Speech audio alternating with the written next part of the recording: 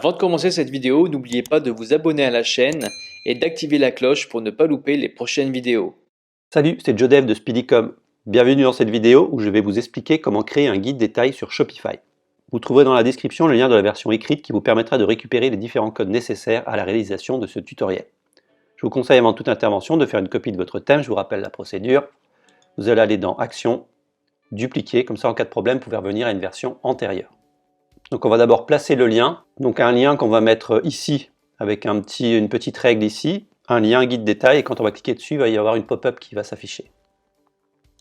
Donc on va placer le lien, hop, CTRL C ou commande C, on va aller dans Action, modifier le code, vous allez vous rendre dans Section et Product Template, ici.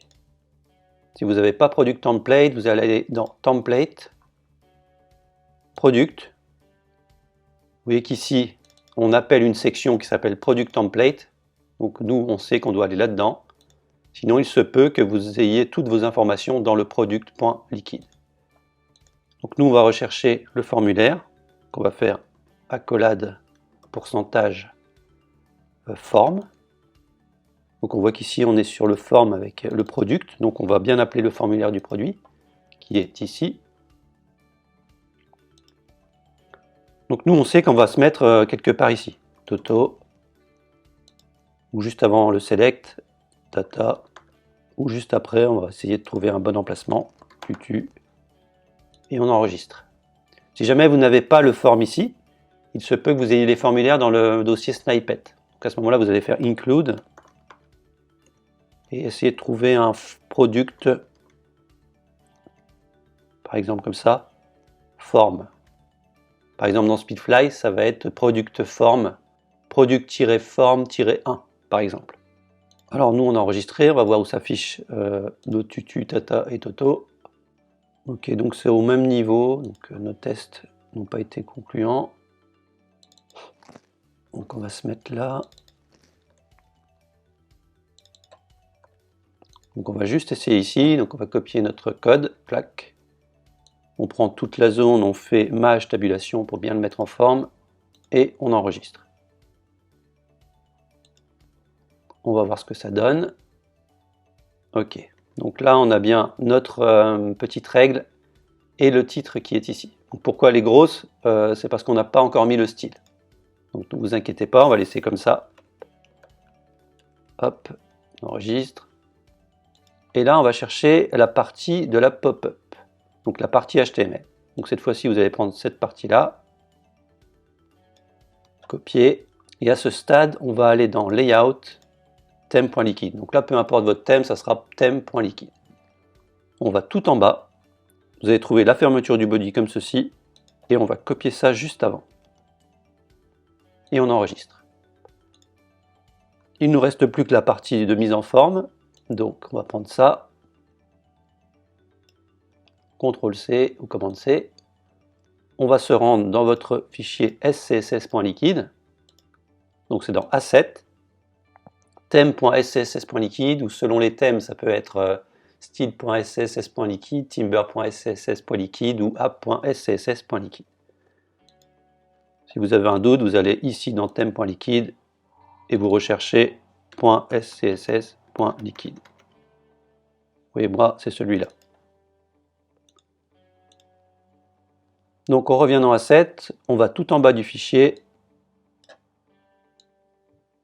et on colle tout ça. Hop. Et on enregistre. On actualise. Donc maintenant c'est bien mis, on a notre petit guide détail ici avec le lien avec une petite barre en dessous du texte pour dire que c'est un lien. Et quand on clique dessus, on a bien notre pop-up qui est ici. Donc maintenant je vais vous montrer comment administrer ça. Donc on va aller dans thème.liquide qui est dans Layout, on va se mettre tout en bas et c'est ici qu'on va pouvoir modifier les choses. Vous avez guide détail ici, donc vous pouvez modifier le titre si jamais vous avez une version anglaise. Si jamais vous avez une version française et anglaise, je vous invite à aller sur Joe Dev ici et faire ce tuto ici, comment ajouter des traductions sur Shopify. Et là, vous allez pouvoir modifier vos intitulés, taille, tour de poitrine, tour de taille, donc ce qu'on a ici, taille, tour de poitrine, tour de taille, et ensuite vos valeurs. La valeur qui correspond à la taille, la deuxième valeur correspond au tour de poitrine, et la troisième valeur au tour de taille. Ici, vous voyez qu'il y a un BG color, ça veut dire qu'il y a un petit break. Il y a un fond gris, toutes les valeurs paires. Donc si jamais vous voulez en mettre d'autres, vous allez juste dupliquer deux zones comme ceci, et tout simplement les rajouter. Vous pouvez faire un petit espace, hop, hop et hop. Et on enregistre. On actualise, et on peut constater maintenant qu'on a plusieurs lignes. Si jamais vous voulez modifier les couleurs, ici vous allez changer, vous pouvez mettre, je vois pas trop l'intérêt, vous pouvez mettre une couleur un peu plus foncée, mais ça va pas être vraiment terrible. Hop, vous voyez, c'est pas top. On peut par contre modifier la couleur qui est ici. Hop.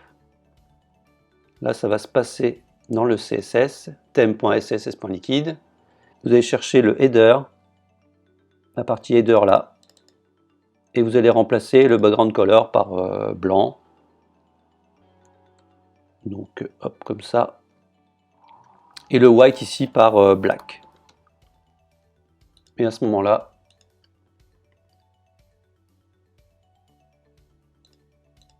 on a bien la modification qui est effectuée.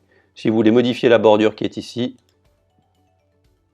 c'est dans Modal Content. Vous voyez qu'il y a une bordure ici, border 1 pixel de noir. On peut très bien mettre un gris pâle. Donc là, je vous invite à taper couleur hexadécimale Generator sur Google et vous pouvez récupérer les couleurs ici. Hop.